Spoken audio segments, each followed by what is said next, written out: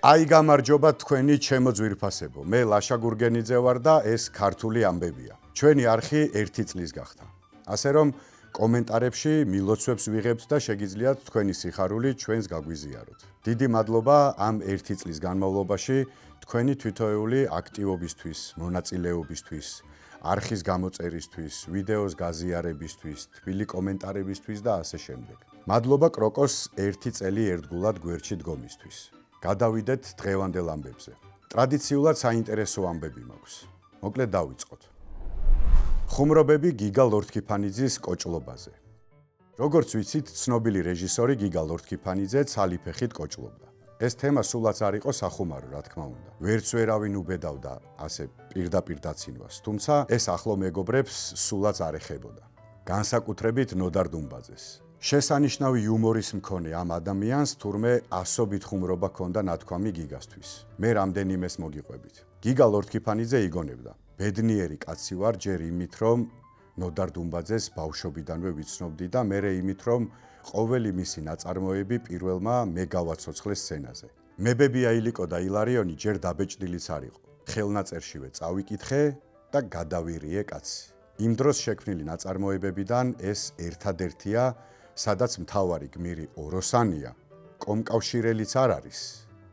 არც რაიკომი იყო ნახსენები, არც აღმასკომი, კოლმეურნეობა და მოწინავე მუშებიც არსად ჩანდნენ. მოკლედ დავდგი სპექტაკლი. ჩაიარა პრემიერამ და მეორე დღესვე მე და ნოდარი დავსხედით ჩემთან სახლში და მამა პაპურად შეუბერეთ. ორივენი გალეწილი მთვრალები ვართ. ამ დროს რეკავენ თეატრიდან და მეუბნებიან, რომ მთელი ცეკას ბიურო და ცეკას პირველი მდივანი მჟავანაძე თეატრში არიან და სპექტაკლს უყურებენო. თან უკითხავთ, სად არიან ავტორი და რეჟისორიო? რას ვიზამდით? დატრიალდა ჩემი მეუღლე ცივი წყლით. დაგვბანა პირი, გვასუნთქა ნიშადური, მოგვიწესრიგა ტანსაცმელი და გაგვიშვა თეატრში. ორივე ვცდილობთ, რომ ბიუროს წევრებისგან შორს დავდგეთ, რომ ალკოჰოლის სუნი ვერ იგრძნონ. როგორც იქნა დამთავრდა სპექტაკლი. არის მქუხარე ტაში და მადლობები. მჟავანაძე პალტო საკიდისაკენ გაემართა. ტანდაბალი კაცი იყო. პალტო კი საკმაოდ მაღლა ეკიდა. ხედავ ასწია ხელი, მაგრამ ვერ შეწვდა. მივედი, ჩამოვხსენი პალტო და ჩაცმაშიც მივეხმარე. მოკლედ მჟავანაძეს პალტო ჩავაცვი და ვხედავ ნოდარის გაღიმებულ სახეს და აციმციმებულ თვალებს. ჩამოვდივარ კიბეზე და ნოდარს ირონიით სავსე ღიმილი არ სცილდება. ვეჩურჩულები. ახლა რას იღიმები? მომჭრი ხომ მთელი საქართველოს მასშტაბით თავს? გიგამ მჟავანაძეს პალტო ჩააცვაო. ნოდარიც მეჩურჩულება. ბიჭო, თავს მოგჭრი კი არა. გულზე ვარ გამსკდარი ამ კოჭლმა კაცმა, რაფრა მიმასწარიო. მოკლედ, ჩემი ფეხი ნოდარის საყვარელ სახუმარო თემას წარმოადგენდა. მიტრიალებდა, ბოლოს ისევ ჩემს ფეხთან მივიდოდა და ისეთ მოსწრებულ რამეს იტყოდა, ყველაზე ხმამაღლა მე ვიცინოდი. მახსოვს ერთხელ კომკავშირის ხეივანში ვიქეიფეთ. მოგეხსენებათ მთვრალ კაცს სხეულის შეგრძნება არ აქვს და პირველმა მე ავტეხე აქედან შინ დაბრუნებისას მოკლეზე ჩავიდეთ მეთქი. ავიშალეთ და პირველი მე დავადექი ამ მოკლე გზას. უпростоრედ დამრეც დაღმართს. მივდივარ ამ ვიწრო ბილიკზე. მომყვება უკან რამდენიმე კაცი, მათ შორის ნოდარიც. უпростоრედ ვერ მომყვებიან უჭირთ სიარული და მესმის უკნიდან ნოდარის ხმა. შენ რა გენაღვლება ძამა, საცალფეხო ბილიკია და ჩვენ რა ვქნათ ორფეხიანებმა. მიხეილ ჯავახიშვილის ოჯახური ტრაგედია. მიხეილ ჯავახიშვილს რა ტრაგიკული ცხოვრება ჰქონდა ყველამ ვიცით. როგორ შეეწირა საბჭოთა რეპრესიებს ერთ-ერთი ყველაზე დიდი ქართველი მწერალი. საზოგადოებისთვის ასე თუ ისე ცნობილია, თუმცა ამის გარდა ჯავახიშვილს კიდევ ერთი დიდი ოჯახური ტრაგედია გადახდა. მიხეილ ჯავახიშვილი იალტაში იყო სასწავლებლად. როცა სიონში მის ოჯახში საშინელი ტრაგედია დატრიალდა. მათ თანასოფლელს ახალგაზრდა გლეხ სანდროს თავდავიწყებით შეუყვარდა მიხეილის უმცროსი და სოფიო, რომელიც მაშინ 14 წლის იყო. არც სოფიოს და არც დედამის ელენეს სასიძო არ მოსწონდათ და გოგონამ ცოლობაზე მტკიცე უარი განაცხადა. ბიჭი მაინც არ ეშვებოდა, ამიტომ ელენემ სხვა კაცზე სასწრაფოდ დაანიშნინა გოგონა. სანდრო მესამბავი გაიგო და მისი მოტაცება გადაწყვიტა. მან ჯავახიშვილების მოჯამაგირე აბდულა წინასწარ დაათრო და დაავალა ღამით კარი ღია დაეტოვებინა. ოჯახის ძაღლები ვიღაცას შორს გაეტყუებინა და გვიან ღამით მეგობრებთან ერთად თავს დაესხა ოჯახს, სადაც მხოლოდ ქალები იყვნენ. მიხეილის მამა საბა შინ არ იყო. ელენემ და სოფიომ დიდი წინააღმდეგობა გაუწიეს მოძალადეებს, რომლებსაც ამ ხელჩართულ ბრძოლაში დედაშვილი შემოაკვდათ კიდეც. აბდულად სასიკვდილოდ დაჭრეს. სიკვდილის წინ აბდულამ აღიარა დანაშაული და მკვლელებიც დაასახელა. საბას ოჯახის უფროსს მომხდარი უბედურება შეატყობინეს. მეზობლებმა მკვლელები დაიჭირეს და აიუნის ბოძზე თოკით მიაბეს. საბა ერთღამეში დაემსგავსა თურმე მოხუცს. მისი დაჟინებული თხოვნით მიხეილს არაფერი შეატყობინეს. ცოლშვილის დაკრძალვის წინ საბამ ორის ნაცვლად 3 საფლავისთვის მისცა შეკვეთა. მოკლედ თვითონაც აღარ უნდოდა სიცოცხლე. მკვლელები ციხეში რომ იყავდათ გზაში სანდრო უცებ ორივე თვალით დაბრმავდა და 3 თვის შემდეგ გარდაიცვალა კიდეც. რაც შეეხება მიხეილ ჯავახიშვილს, მან სრულიად შემთხვევით გაზეთიდან შეიტყო თავისი ოჯახის ტრაგედია. სწავლაზე გული აიცრუა, იალტა მიატოვა და სამშობლოში დაბრუნდა. ასე უბედურმა გააგრძელა ცხოვრება საქართველოში და უბედურადვე გარდაიცვალა.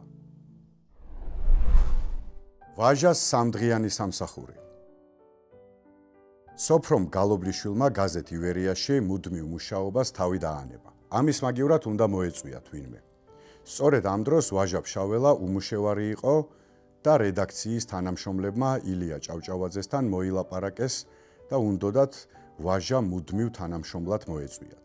ვაჟას რედაქციაში მოწვევა გადაწყვეტილი იყო. თუმცა ილია ჭავჭავაძე ეჭვობდა და ამბობდა: "კარგსა ვშვრები თვითონ. გამოგვადგება? ან კიდეც რომ გამოგვადგეს, ცოდო არ იქნება მაგისი ნიჭი გაზეთის მუშაობაში ჩავკლათ?" მართალს ამბობდა ილია. მალე თვითონ ვაჟამ გასცა პასუხი ზემოთ მოყვანილ კითხვებს. ვაჟამ რედაქციაში მხოლოდ 3 დღე იმუშავა. აძლევდნენ გადასაკითხად და გასასწორებლად სხვადასხვა სტატიებს. ათარგმნინებდნენ პატარა წვრილ ამბებს რუსული გაზეთებიდან. 2 დღეს მუშაობდა, მაგრამ აბა წარმოიდგინეთ ეს ბუმბერაზი ქართველი მთის შვილი.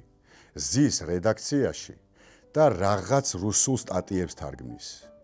შესაბამისად მის მუშაობას დიდი ხალისი არ ეტყობოდა. მესამე დღეს მივიდა ვაჟა რედაქციაში და ცოტა ჩაფიქრებული იყო. მისცეს კვლავ რუსული გაზეთი.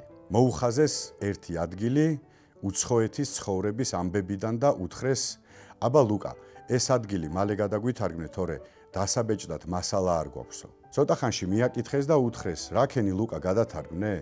ვაჟას წინ დაწერილი ქაღალდიედო. იფიქრეს ნათარგმნი იყო. აიღეს გადასათვალიერებლად, დახედეს და რას ხედავენ? ლექსია. ეს რა ამბავია ლუკა, გაუკვირდათ რედაქციაში. თარგმნის მაგივრობას ეს ლექსი გასწევს და გაზეთში ადგილით შეივსებაო. ვიღაცის სულელური რუსული ტექსტის ნაცვლად. ახალი ლექსი დაწერა. იმავე დღეს გამოუცხადა მე აქ მუშაობას ვერ შევძლებო. რედაქციაში დიდი თათბირი მოაწყვეს. ვაჟას აქ დასაქმებას ხომარჯობია ხელფასი მივცეთ, გაუშვათ ჩარგალში. იმან წეროს და გამოგზავნოს თავისი მოთხრობები ან ლექსებიო. რა თქმა უნდა, ამაზე მალევე შეთანხმდნენ. დაუნიშნეს ვაჟას ხელფასი და გაუშვეს. ვიღაცის რუსული ტექსტების თარგმნა თუ ვაჟას შემოქმედება? რომელი ჯობდა?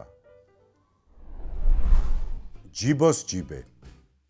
გასული საუკუნის 20-ან 30-ან წლებში ყველას უყვირდა ერთი რაღაც. საიდან ჰქონდათ ფული ცისფერყანწელებს. თელ დროს ქეიფს და დროსტარებაში ატარებდნენ, თან ლექსებს წერდნენ და თან ჟურნალებსაც ბეჭდავდნენ. კითხვაზე პასუხი მარტივი იყო.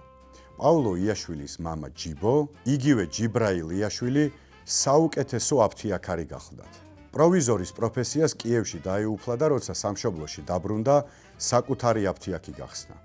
ქუთაისში იყიდა სახლი, რომელშიც ბინა დაიდო ცისფერყანწელთა 2 ჟურნალმა. თავიდან ცისფერმა ყანწებმა, მოგვიანებით ოქროს ვერძმა. სწორედ ჯიბო იაშვილის წყალობით მისი ოჯახი მატერიალურად უზრუნველყოფილი იყო.